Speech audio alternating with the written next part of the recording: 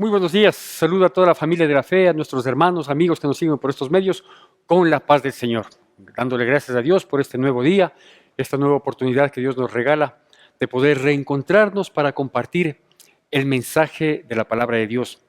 Pues le comento que estoy haciendo un estudio bíblico de los libros de la Biblia.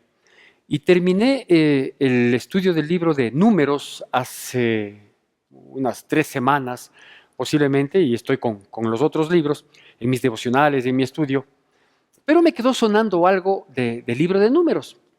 Y le estaba orando a Dios, le digo, Señor, recuérdame qué es lo que tanto me llamó la atención. Y recordé que había puesto en un papelito, como siempre suelo hacer, tengo mis anotaciones en distintos papeles, y comencé a buscar el papel. Y busqué y encontré un aspecto más que curioso, creo que sorprendente, que le quiero comentar luego a propósito del mensaje que le voy a compartir. Mismo que se encuentra en el Evangelio de Juan, capítulo 15, versículos del 1 al 6. Evangelio de Juan, capítulo 15, versículos del 1 al 6. Hago yo la lectura de la palabra de Dios. Le pido por favor que usted nos siga con la reverencia y la atención que amerita esta palabra de Dios, que va a salir en pantalla. Juan capítulo 15, versículos del 1 al 6, la palabra de Dios dice así. Yo soy la vid verdadera y mi Padre es el labrador. Todo pámpano que en mí no lleva fruto, lo quitará, y todo aquel que lleva fruto, lo limpiará para que lleve más fruto. Ya vosotros estáis limpios por la palabra que os he hablado. Permaneced en mí y yo en vosotros, como el pámpano no puede llevar fruto por sí mismo si no permanece en la vid. Así tampoco vosotros si no permanecéis en mí. Yo soy la vid, vosotros los pámpanos.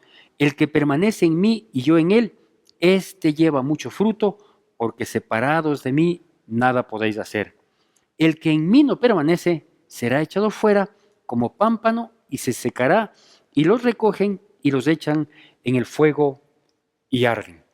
Bueno, le digo que a propósito de la inquietud que tuve en mi corazón, y que más adelante le voy a dar esta nota curiosa que me llamó la atención, me dejó inquieto del libro de Números, aproveché para mirar, valiéndonos de la tecnología, mirar un poco cómo es el proceso de cultivo, algunos detalles generales, no entrar tampoco en minuciosidades, pero algunos detalles generales de este árbol, de esta planta que es la vid. Comenzando por decirle que la vid viene de un vocablo muy antiguo, que es la uva. El vocablo así era conocido antiguamente, y a su vez esta palabra uva viene de uno más anterior. Estamos hablando de miles de años atrás, porque es de los cultivos más ancestrales, ¿sí? Y que viene de un vocablo que se llama vitus, ¿sí? Que trata de conceptuar, de definir a la vida trepadora. Así se le conceptuaba, ¿sí? La vid que conocemos hoy, o que es el árbol de la uva, viene de un vocablo que se conocía como uva. La escritura no sabemos bien cómo habrá sido, a lo mejor no era tan similar como la que tenemos hoy en día, pero esta a su vez obedece a un vocablo más antiguo que se llamaba vitus, y que significaba o que daba a entender, ¿sí?, la vida trepadora, ¿sí?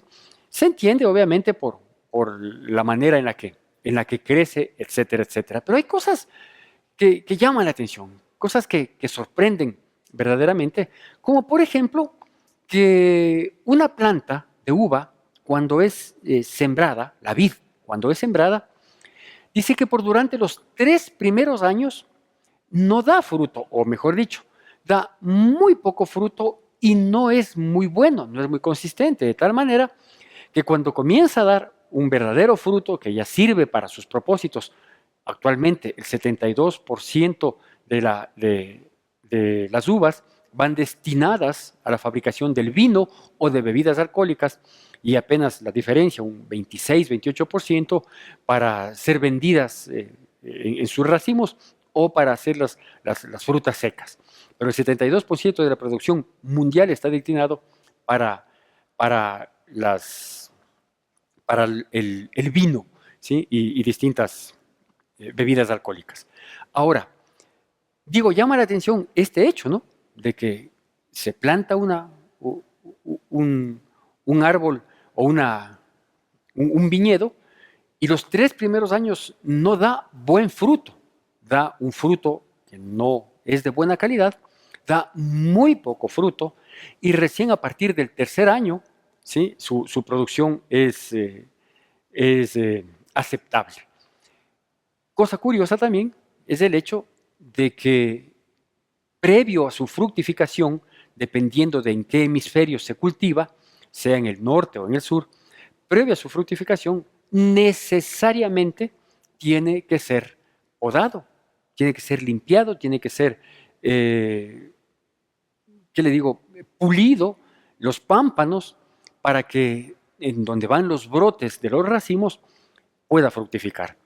Y un tercer dato curioso es que una misma planta de uva, una misma vid, puede durar y dar muy buen fruto entre 50 y 100 años de vida. Una misma planta en una misma tierra puede llegar a durar, dando muy buen fruto, entre 50 años y 100 años de vida. Les digo, esto me llamó la atención porque de uno u otro modo tiene una trascendencia para que Jesucristo haya tomado como referencia a esta planta para darnos el entendimiento de lo que nos dicen estos versículos y que es conocido. ¿Sí? Está diciendo que Él, Jesucristo, nuestro Señor, el Hijo de Dios, Él es la vid verdadera, la que ha sido plantada. ¿Sí? Dice que nosotros somos los pámpanos, es decir, las ramitas, y hay que destacar que son las ramitas fuertes, porque también tiene unas pequeñas ramificaciones que son delgaditas. No logré consultar, investigar, conocer si es que esas cumplen o no alguna función, que no llevan fruto, pero son ramas que aparecen ahí, o a lo mejor son un estorbo, no tengo idea, a lo mejor eso es lo que se tiene que podar antes de la fructificación, de la época en que tiene que fructificar. Ya les digo, difiere del hemisferio norte con el hemisferio sur. Y dice que el labrador, es decir, quien tiene cuidado de cómo está la planta, de sostenerle, de protegerle, de cuidarle, entre esos cuidados, pues está el podarle, el limpiarle, el rasparle ciertas asperezas para que no sean un impedimento en el fruto que se pretende. El labrador es Dios, es el Padre. Entonces, tenemos claro la ejemplificación que Jesús hace cuando dice, yo soy la vid verdadera, mi Padre es el labrador, y ustedes, cada uno de nosotros, quienes estamos ligados a la vid, o sea, a Jesucristo, quienes estamos pegados a Jesucristo, no solo apegados, sino pegados, incrustados, insertados en Jesucristo, dice que somos nosotros los pámpanos y que el fruto tiene que salir de nosotros. ¿Sí? Bueno, con estos antecedentes, con estos pequeños detalles curiosos que de una u otra manera nos sirven para tener un entendimiento espiritual, permítame compartirle lo que menciona la palabra de Dios y un poquito lo que en la práctica se ve en nuestras vidas. Primero, lo que debemos entender es que ninguna persona puede dar un buen fruto y permanente si es que no está en Cristo Jesús. ¿Sí? Partamos de ahí. Yo sé que pueden haber criterios que difieran, yo sé que puede haber apreciaciones que no coincidan, y va a decir, no, yo conozco una persona que no es cristiana, una persona que es atea, yo conozco algunos agnósticos, yo conozco gente que cree en otras personas, en otros dioses, que tienen otras religiones, otras creencias, y son muy buenas personas y tienen mucho fruto en su vida. Bueno, yo sé que hay o existe esa posibilidad de apreciación, pero a lo que vamos aquí es a saber que un fruto que permanezca, ¿sí? Le estoy diciendo que la planta, entre las cosas curiosas que le mencioné, que la planta de la vid, ¿sí? La planta de la uva, tiene una duración entre 50 y 100 años. Eso quiere decir que es un fruto que puede colmar toda una vida. ¿Qué es lo que estoy tratando de decirle? Que sin desmerecer las buenas actitudes, las buenas obras, los frutos, entre comillas, cualquiera que querramos entender como fruto, para que sea permanente, es decir, para que dure toda una vida, ¿sí? Tiene que estar ligado a ese tronco que es Cristo Jesús. Dicho de otro modo, todas las otras personas que con sus creencias, que con sus doctrinas, que con sus obras, que con sus manifestaciones pudieran dar fruto, serán temporales. ¿Sí? ¿Por qué? Porque esos frutos dependen de sí mismos, de su buena voluntad, de sus decisiones, de sus capacidades, ¿sí? Y todo eso es limitado. ¿Por qué? Porque eso proviene del mismo hombre que es limitado.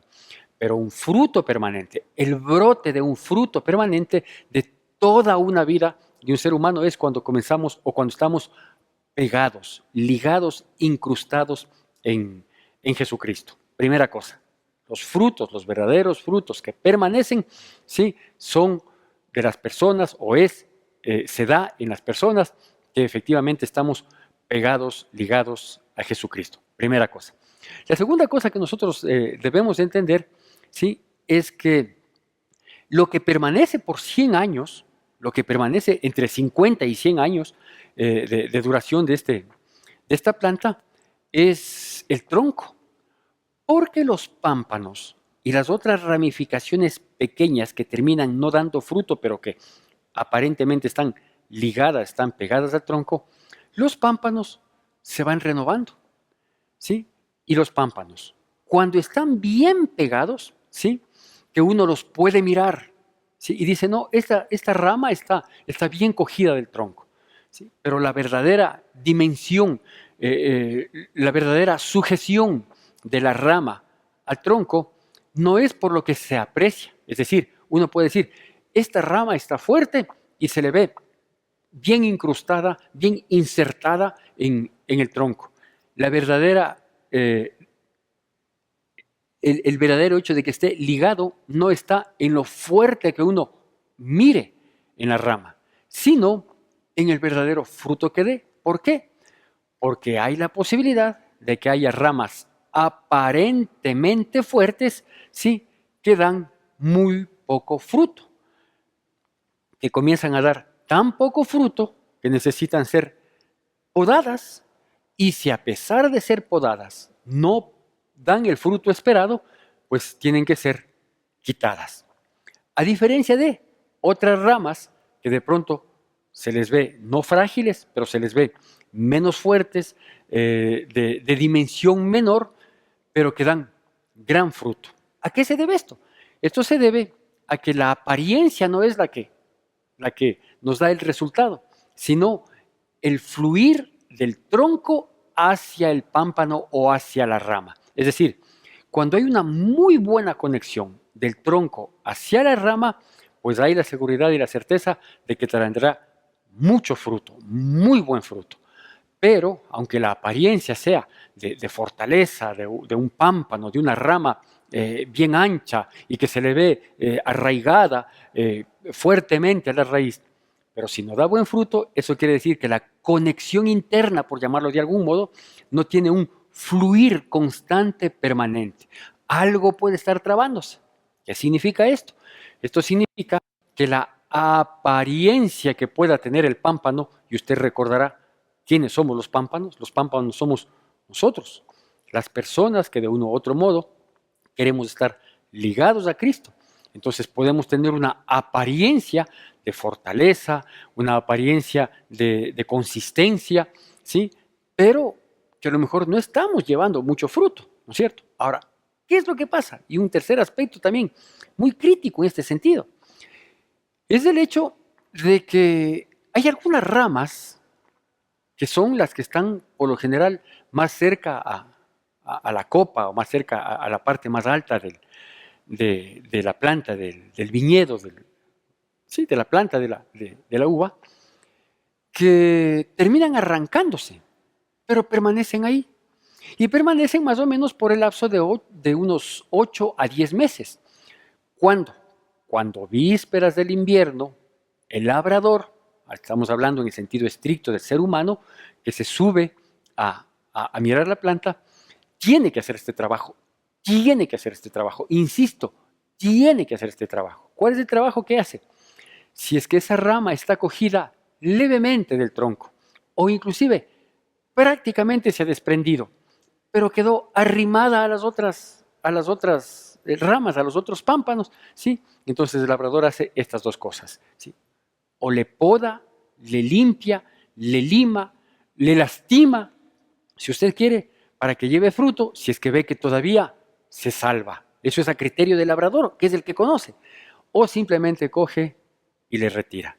Y una vez que ésta es retirada, no sirve como abono, no sirve como nada, sino que se seca y por lo tanto tiene que ser quemada aparte. Eso es como se trabaja en el viñedo. Qué interesante saber que exactamente así nos dice la palabra de Dios.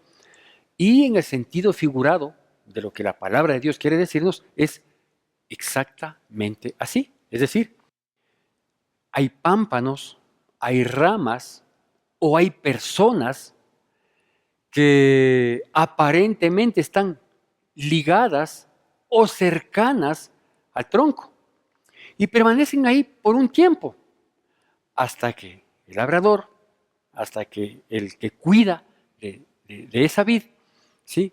Mira cuando tiene que comenzar a fructificar o con tiempo previo a cuando tenga que fructificar, mira, espía.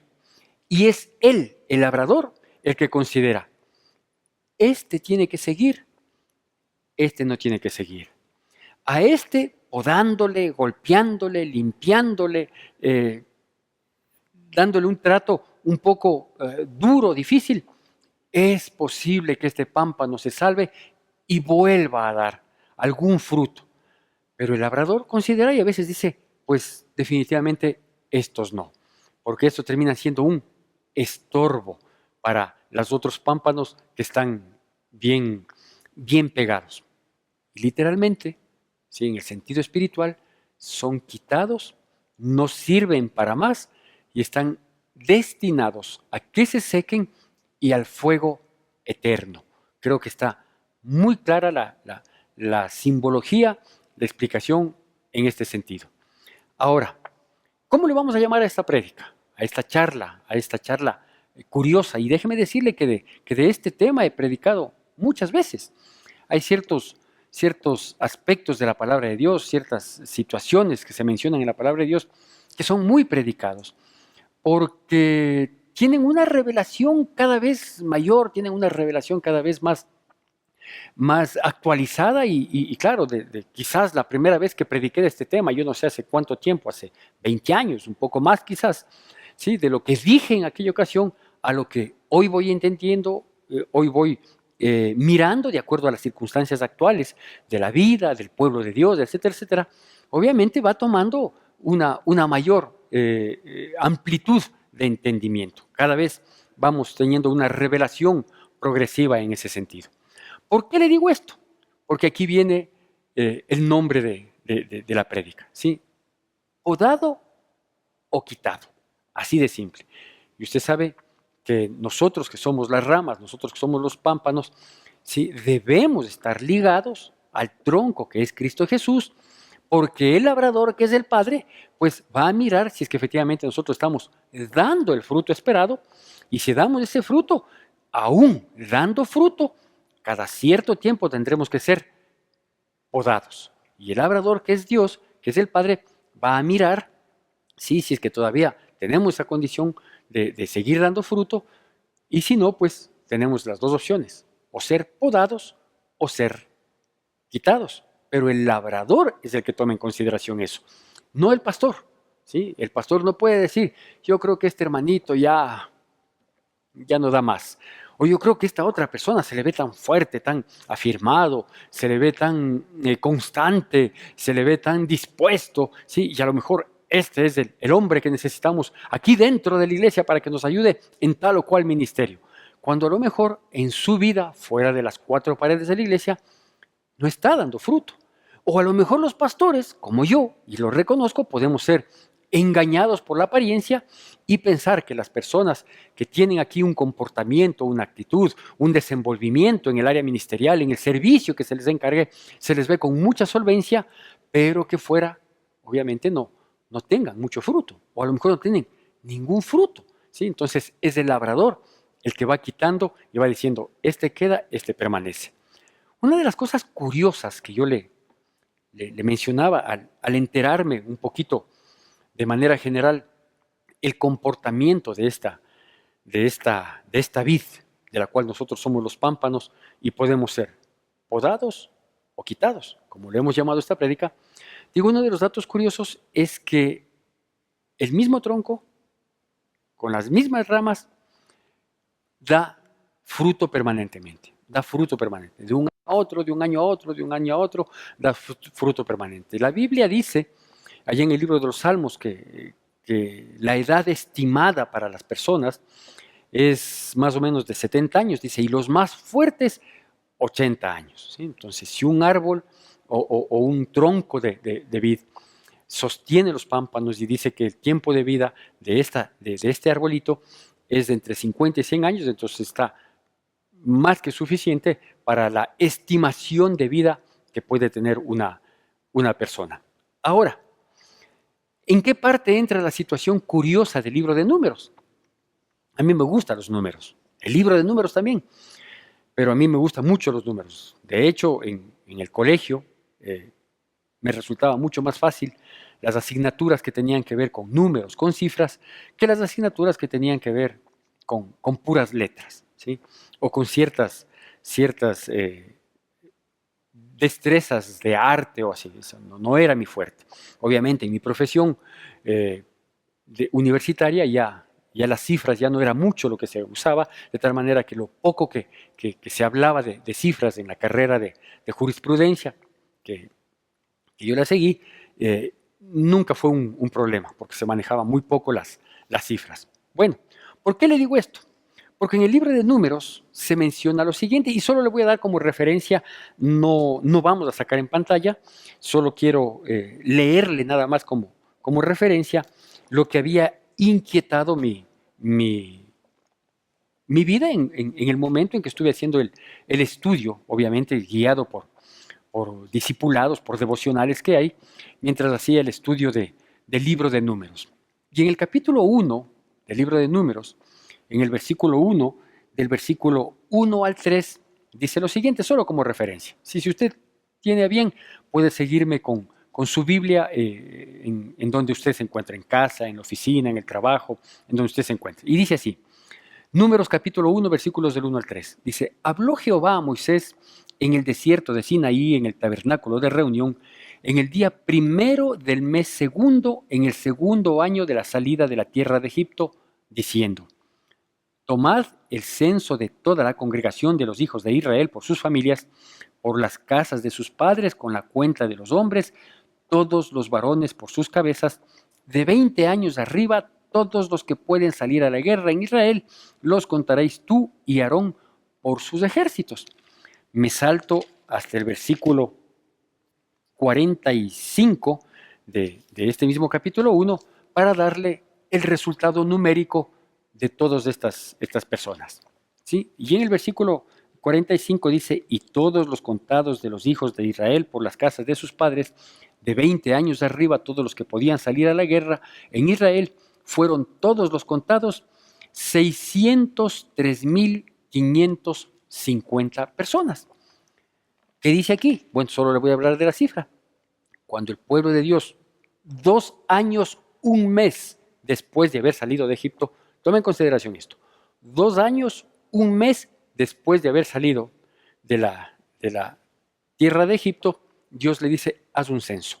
Necesito saber cuántas personas en este rango de edad y en estas condiciones, de 20 años arriba y que tengan la condición de salir a la guerra. Es decir, las personas que eran muy frágiles, aunque estén en ese rango, los que eran muy frágiles, los que estaban enfermos, los que por cualquier motivo no tenían la condición de salir a la guerra, ellos no eran contados, ¿no? Y durante, o en los versículos que me salté, lo que se va es dando la cifra de cada uno de las 12 tribus de Israel, sin contar a los a los levitas, a quienes ya se les había destinado para el cuidado del tabernáculo. No obstante, entre los levitas dice también que se contaron 22,000 personas a los 2 años de haber salido de Egipto. Ahora, nos vamos hasta el capítulo 26, aproximadamente 36 años después, ¿sí? 36 años después, se hace un nuevo censo, como lo menciona el capítulo 26, igualmente en los versículos 2 al 4 le voy a dar lectura. Dice: tomad el censo de toda la congregación de los hijos de Israel de 20 años arriba por las casas de sus padres, todos los que pueden salir a la guerra en Israel. Y Moisés y el sacerdote Eleazar hablaron con ellos en los campos de Moab, junto al Jordán, frente a Jericó, diciendo: contaréis al pueblo de 20 años arriba, como mandó Jehová a Moisés, a los hijos de Israel que habían salido de la tierra de Egipto. Y me salto para el resultado final, en este mismo capítulo 26, en el versículo 51, la palabra de Dios dice así: estos son los contados de los hijos de Israel, 601,730. Entonces, ahora solo les repito las cifras, ¿sí? A los 2 años y un poco más de salir de Egipto, habían 603,500 hombres en ese rango y en esa condición, de 20 años arriba y que podían salir a la guerra. 603,500. 36 años después, es decir, aproximadamente 38, 39 años después de estar en el desierto, a pocos meses de entrar en la tierra prometida, se hace un censo, ¿sí? Un censo de similares condiciones para contar exactamente al mismo rango de personas bajo las mismas condiciones, es decir, a los de 20 años arriba y que tengan la condición de salir a la guerra.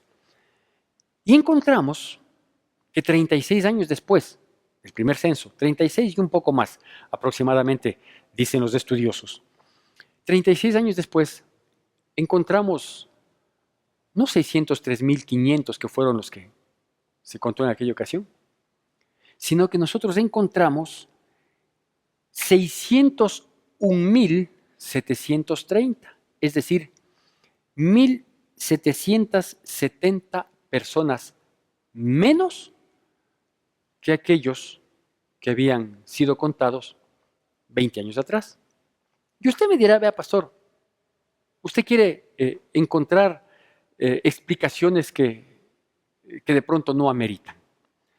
Porque se puede entender, ¿no es cierto?, que si una persona fue contada como de 20 años arriba, sí, pues después de 36 años, si esta persona tenía 50, después de 36 tenía 86, pues ya no tenía condición de salir. Así es. Es verdad que hay algunas razones por las que se considere que de los que fueron contados en el primer censo, para el segundo censo ya no eran contados, porque obviamente la condición ya no la podían cumplir, ya no eran de los que podían salir a la guerra. Pero no es obvio, no es lógico, ¿sí?, que con el pasar del tiempo la población se incremente. Si nosotros buscamos un censo del Ecuador, quizás en un mismo rango, ¿sí?, decimos cuántas personas de 20 años arriba que sean económicamente productivas habían hace 36 años en el Ecuador, y vamos a tener con seguridad en el Ecuador y en cualquier país del mundo, vamos a tener un número bastante menor, ¿sí?, de los que estaban en ese rango de edad hace 36 años versus los que hoy estén en el mismo rango. Porque es obvio. ¿Por qué? Porque la población crece, porque la población aumenta. Entonces, la diferencia entre los que fueron contados a los 2 años versus los que fueron contados a los 36 debe ser abismal. Pero aquí no. Aquí encontramos que más bien son menos. Son 1,770 personas menos de los del primer censo versus los del segundo. ¿Qué le quiero decir con esto? Bueno, lo que le quiero decir con esto es que el tronco de ese pueblo, Israel, era Jesucristo. El mismo Jesucristo que nos habla en Juan capítulo 15, que fue nuestra porción oficial. Que los hijos de Dios, los israelitas en aquel entonces, ahora nosotros del Israel espiritual, también éramos los pámpanos. Desde esa época eran pámpanos y nosotros somos pámpanos, y todos los que más adelante quieran incrustarse en Jesucristo, somos pámpanos. Pero que aquellos que no dieron fruto fueron quitados. De hecho, en el capítulo 26, versículo 1, que a propósito no lo leí y le dejo de tarea que lo haga, dice, después de esta mortandad fue tomado ese censo. Y hubieron algunas mortandades en el periodo ese, como por ejemplo los de la revolución de Coré. ¿Sí? Coré, con algunas personas más, 3, 4 personas, inquietaron para rebelarse contra Moisés. Luego ellos con todas sus familias se presentaron, prontamente fueron 250 y luego fueron con sus familias millares de personas. 23,000 aproximadamente descendieron vivos al Seol por esa causa.